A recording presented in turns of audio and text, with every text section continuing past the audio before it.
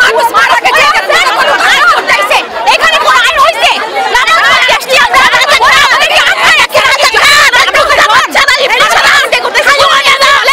আমাদের বাচ্চারা একটা চুপ করে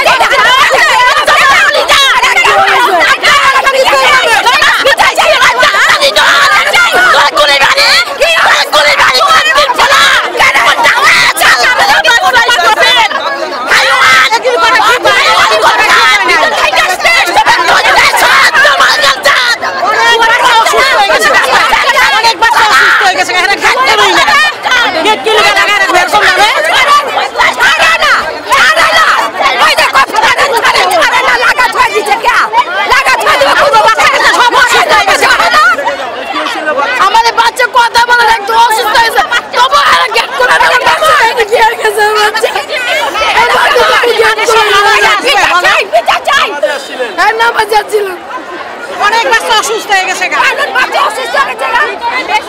বছর আসি কিন্তু এইরকম হয় না। এটা কিরকম নতুন গেট বন্ধ রাখাটা খুব খারাপ কাজ হয়েছে। কেন গেট বন্ধ করে রাখলো? আমাদের নামাজ শেষ সবাই চলে আসবে। গেট বন্ধ রাখাটা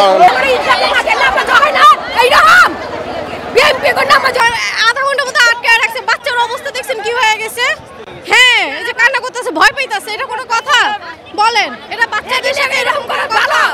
মানুষের উপদেষ্টা যখন যাবে তখন গেট খুলবে, এটা তো কোনো কথা না। বলেন উপদেষ্টা যখন যাবে তখন বলছে গেট খুলবে, এর আগে গেট খুলবে। দেখেন বাচ্চার অবস্থা কি হয়ে গেছে, একটা মানুষ একটা অজ্ঞান হয়ে গেছে ভিতরে। এই হ্যাঁ, এটা তো ঠিক না, এরকম ভাবে তো এই বিহেভিয়ার ঠিক না তাদের। মানুষ না গেলি বাচ্চা অসুস্থ হয়ে গেছে, টাকা দিব, টাকা দিচ্ছে, মূর্তির আবার টাকা দিব। ঘটনা নামাজ শেষ, বাবা তালা খোলাই দিব, তালা খোলাই না, কয়েক ঘন্টা পর তালা খোল। বাচ্চারা কাইন্দা কইটা, এক বাচ্চা অস্থির মারা যায়, বুড়া মানুষ একটা অস্থির যায়, তালা খোলে না। ঢোকার সময় তো অনেক আনন্দ নিয়ে ঢুকছিলেন। আনন্দ তো জানি না, আর বিতে ইটাতে একটা নামাজ হয় বাবা, এইরকম হয়, এইরকম তো হয় না। কও মানুষ মরে জায়গায়, এইটা তো কোনো কথা না। যেটা কি অবস্থা, গেট আটকে রেখে বাচ্চাগুলো একদম মাইরা ফেলাইছে ভিতরে। গেটগুলো কেন আটকে রাখছে তারা? জামাত শেষ হওয়ার সাথে সাথে গেট খুলে দেয়, আর এখন দেখেন গেট আটকে রাখছে, বাচ্চাগুলোর অবস্থা কি অবস্থা। সবাইকে ঈদ মোবারক, আসসালামু আলাইকুম। হ্যাঁ আলহামদুলিল্লাহ অনেক ভালো লাগছে। আম্মুর সাথে আসছি, আপু বাসায়, আব্বু তো নাই। অনেকদিন পরে ঈদগাহ মাঠে আসা হলো। গরম ছিল আর মানুষের অবস্থা আরো বেশি গরম। কোনো বাচ্চা কাচ্চা এখানে সেফটি না, না একদম অবস্থা খারাপ।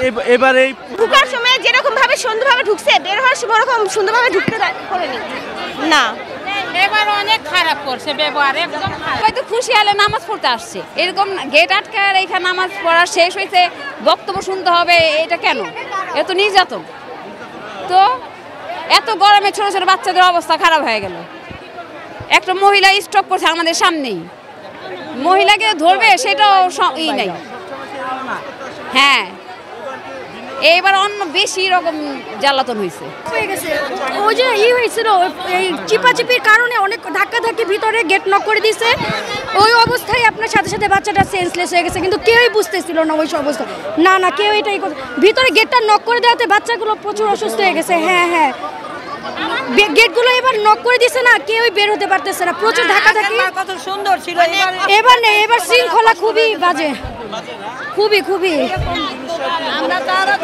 না সেফটি দিছে, বাট ওই যে ব্যাগগুলো বাইরে রেখে দেওয়ার কারণে সবাই ব্যাগগুলো ক্যারি করতেছে। মহিলাদের জন্য আরো দু একটা গেট করলে, যাওয়া আসার ব্যবস্থা করলে ভালো হয়। একটা গেটের কারণে সবাই একসাথে বের হচ্ছে, কেউ কাউকে স্পেস দিতেছে না বের হওয়ার। Thank you. ব্যাগগুলো রেখে ভুল করছে। হ্যাঁ সব আটকা রাখছে। টিভিতে বলে দিছে যে আপনারা ব্যাগ নিয়ে আইছেন না, আমরা ব্যাগ নিয়ে আসি নাই। এইবার তার বলে নাই কাজে টিভিতে ব্যাগ নিয়ে আইছেন না, এই জন্য সবাই ব্যাগ নিয়ে আইছে, আসা যাওয়ার কষ্ট হইতেছে। এইবারের মতো কোনো সময় কষ্ট হয় না, এবার অনেক কষ্ট হয়েছে। ধন্যবাদ। হ্যাঁ এবার অনেক কষ্ট হয়েছে।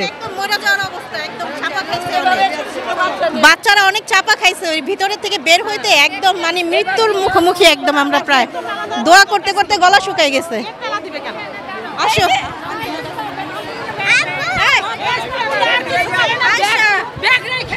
আমাদের এখানে ঢুকতে দিছে, এই বছর আমাদের ব্যাগ নিয়ে ঢুকতে দেয় না, বাইরে ব্যাগ রেখে দিছে।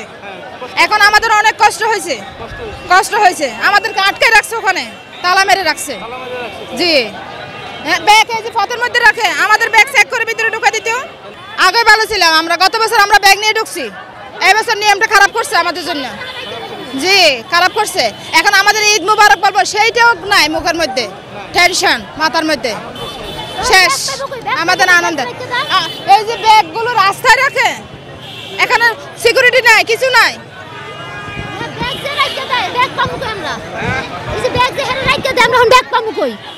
হ্যাঁ এটা কি নামাজ হইলো হ্যাঁ এই যেমন মানুষের টাকা নাই মোবাইল নাই ওটা নেই সেটা নেই এটা কে দিব নামাজ হচ্ছে শান্তি ইসলাম মানে পৃথিবীর শান্তি কামনা সবার আগে বাবার জন্য দোয়া চাইছি হ্যাঁ তারপর সবার জন্য বাবার জন্য তারপর সবার জন্য হ্যাঁ বাবা ছিল হ্যাঁ স্পেশাল বাবা ছিল না মা ছিল সবার আগে বাবার টাকাটা আমার কাছে বেশি পরে আমার প্রথম নামাজ সবাই একসাথে হওয়া এটাই হলো সবচেয়ে বড় আনন্দ নামাজ তো আছে ইসলামের এই নামাজ তো পড়তেই হবে এই জন্যই আসা সবাইকে ঈদ মোবারক আমরা প্রতি বছরে আমার সহপরিবার নিয়ে জাতীয় ঈদগাহ নামাজ পড়ি এই বছর আমাদের 3 মেয়ের পরে প্রথম ছেলে আসছে আল্লাহর কাছে আমাদের ইচ্ছা ছিল তাকে প্রথম ঈদগাহে প্রথম ঈদের জামাতে আমরা আনবো এই জন্যে আনা এর আগে আমরা সপরিবারে আসতাম সবসময় ওকে বাসায় কার কাছে নিয়ে আসবো এই জন্যেই আমরা সাথে করে নিয়ে আসছি